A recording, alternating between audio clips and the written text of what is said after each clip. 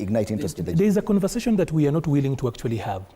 That if you look at this photo, it's actually the other side of the coin that is actually the broad-based government. Just the other side of it. Because this strategy, just by looking at that photo, this strategy plays into what William Ruto really wants. Because William Ruto came to power by destroying the long-held idea that we always voted around our identities. You might not have liked the Hustler versus Dynasty's way of packaging the campaign, but that was the first time a campaign was won on issues other than, I'm talking about the core, the very tip of what pierced the campaign. We moved away from the politics of identity and had politics of issues. At least issues defined how an election turned out. Well, whether you look at it as marginally or whatever, but at least that is what carried the day. Now, having realized that he has lost the ground, the president and his team are busy re-ethnicizing the country. And I used last year deliberately to look at how last year, because the people embraced the politics of issues, and then they no longer so much cared about their identities and where they come from. If you look at the Gen Z demonstrations, for example, people were just about, if we gave you a job, do your damn job right. If you are supposed to not to steal, everybody else follow the law, deliver on your promises, just get your work done. Don't appeal to my identities or anything else. But if you look at this particular picture, it's so much about people going back home. We are re-ethnicizing the country after the country has moved on. The horse has bolted. That's what I'm saying. It is a good idea. But over time, of course, it mutates. So in real politics, they are going back to where we've been.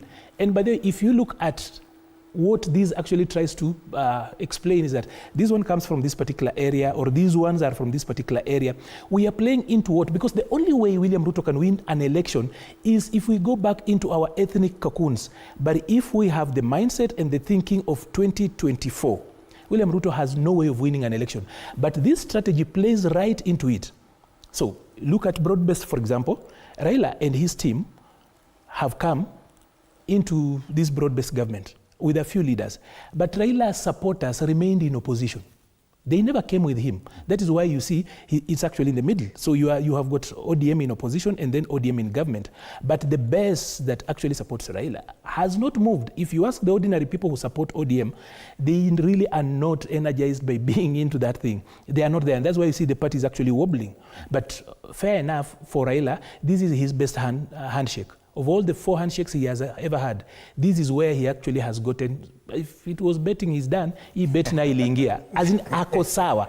But the problem, that is why he's even risking the party. Yes. But as it were, this photo does not represent at this point, I know it's an idea that is evolving and will get better. That is the conversation I'm trying to actually push, that it can be better.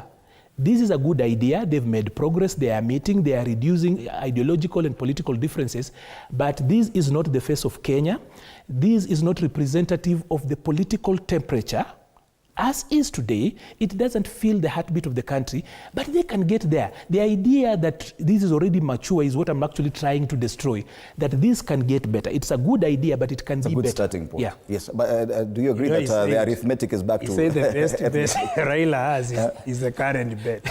and he did not justify. You know, when you make a statement, you support it. Of course... Because we were not even talking about Raila. Because Raila,